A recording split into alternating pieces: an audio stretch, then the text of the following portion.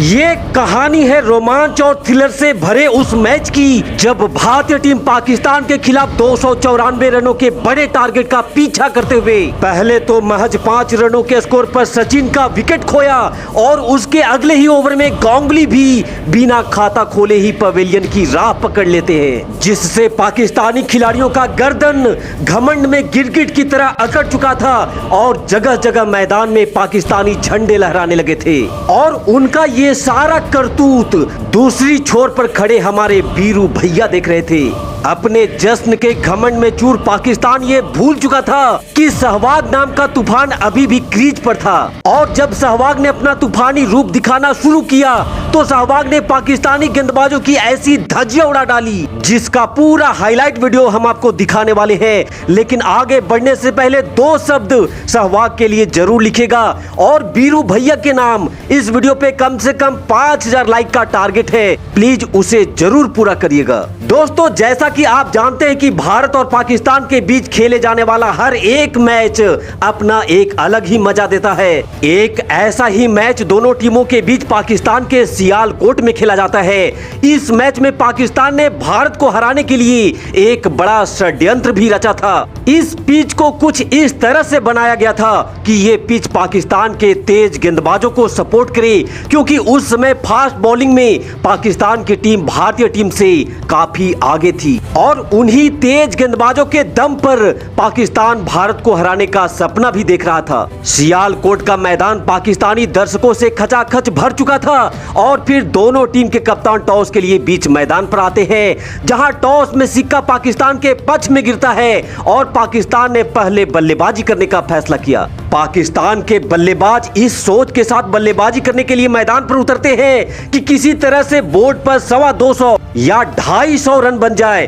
फिर तो उनके तेज गेंदबाज बाकी का काम संभाल लेंगे। लेकिन जब पाकिस्तान की पारी समाप्त हुई तो पाकिस्तान ने निर्धारित 50 ओवर में 294 रनों का एक भारी भरकम स्कोर भारत के सामने खड़ा कर दिया था और इतना बड़ा स्कोर खड़ा करके पाकिस्तानी खिलाड़ियों का घमंड भी हवा में बातें करने लगा था। लेकिन अब बारी थी भारतीय टीम की जवाबी कार्रवाई की, जहां दुनिया की सबसे पसंदीदा जोड़ी सचिन और सहवाग भारतीय पारी की शुरुआत करते हैं और पाकिस्तान के तेज गेंदबाज पहले ओवर से ही मानो आग उगलना शुरू कर देते हैं। हालांकि सचिन ने एक खूबसूरत चौका जड़ करके पाकिस्तानी गेंदबाजों पर काउंटर अटैक करना शुरू ही किया था कि उसके अगले ही गेंद पर सचिन बड़ा शॉट लगाने के प्रयास में गेंद को हवा में मार बैठते हैं और यूसुफ योहाना के हाथों में कैच देकर क्रिकेट का भगवान महज 5 रनों की पारी खेल पवेलियन वापस लौट जाता है। सचिन का विकेट भारत के लिए कितना महत्वपूर्ण था,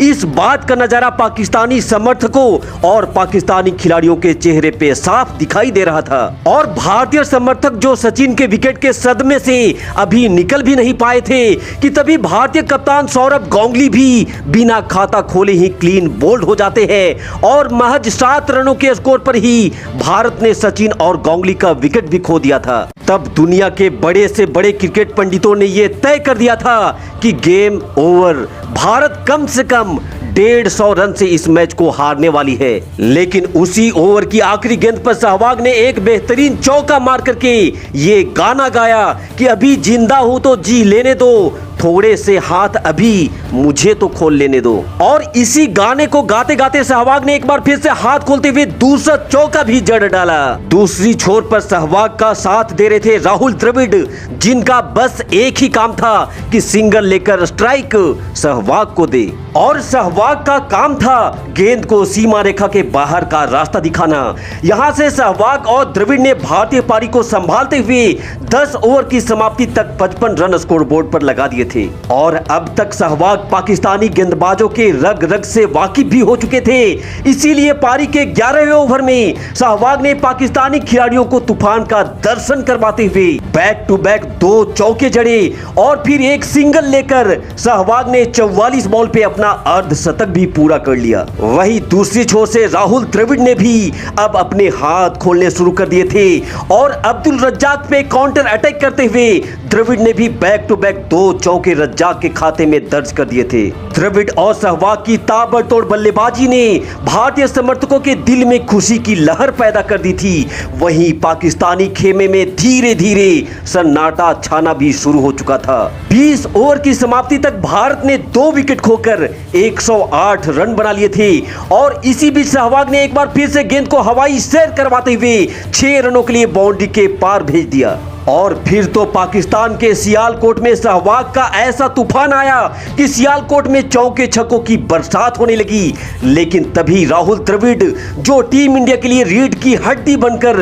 सहवाग का साथ दे रहे थे, वो 46 रनों की एक बेहतरीन पारी खेलने के बाद आउट हो जाते हैं और 132 रनों पर भारत को तीसरा झटका लग जाता है। टीम इंडिया के लिए मंजिल अभी दूर थी, लेकिन भारत के लिए खुशी की बात यह थी कि सहवाग बेहतरीन फॉर्म में बल्लेबाजी करते हुए पाकिस्तानी गेंदबाजों के धागे खोल रहे थे और उनका साथ देने युवराज सिंह भी अब मैदान पर आ चुके थे। इसी बीच सहवाग ने एक बार फिर से गेंद को मैक्सिमम के लिए भेजते हुए 6 रन अपने खाते में और जोड़ लिए। सहवाग को आउट करने के लिए पाकिस्तानी कप्तान ने फास्ट बॉलर से लेकर के स्पिनर तक अपने सारे गेंदबाजों को आजमा लिया था, लेकिन सहवाग आज पाकिस्तान के लिए वो काल बनकर के खड़े थे जो पाकिस्तानी गेंदबाजों के बॉलिंग का भूत उनके सर से उतारने में लगे थे। और अपनी ताबड़तोड़ बल्लेबाजी से सहवाग ने मात्र 82 गेंदों में ही अपना शतक भी पूरा कर लिया था, जिसके दम पर भारत ने इस मैच में अपनी पकड़ को भी मजबूत बना लिया था। वहीं युवराज सिंह भी एक बेहतरीन चौका ठोक अपने इरादे को स्पष्ट कर चुके थे। अब तक 40 ओवर का खेल समाप्त हो चुका था और भारत ने 200 रनों के स्कोर को भी पार कर लिया था। यहां से सहवाग और युवराज ने पाकिस्तानी गेंदबाजों पर निरंतर प्रहार करना जारी रखा और बैक टू बैक बाउंड्री का सिलसिला भी चलता रहा। हालांकि पारी के 46वें ओवर में सहवाग की तूफानी पारी का अंत जरूर हो जाता है, लेकिन तब तक ये मैच भारत की झोली में आ चुका था, क्योंकि अब भारत को जीत के लिए महज 8 रनों की ही बस जरूरत थी, जिसे टीम इंडिया ने 15 बॉल शेष रहते ही इस मैच को बड़ी ही आसानी से अपने नाम कर लिया था। और इस मैच के बाद जब तक सहवाग ने क्रिकेट से संन्यास नहीं लिया, सहवाग ने हर जगह और हर दफा पाकिस्तानी गेंदबाजों को चुन चुन करके धुलाई करी, तो पाकिस्तानी गेंदबाजों के घमंड को निस्ते नाबूद कर देने वाली सहवाग के नाम के इस तूफान के नाम इस वीडियो पे एक लाइक जरूर दीजिएगा और चैनल पे नए हैं तो चैनल को सब्सक्राइब करना भी बिल्कुल मत भूलिएगा। आपके प्यार और आपके सपोर्ट के लिए आप सभी दोस्तों को बहुत बहुत धन्यवाद। जय हिंद, वंदे मातरम।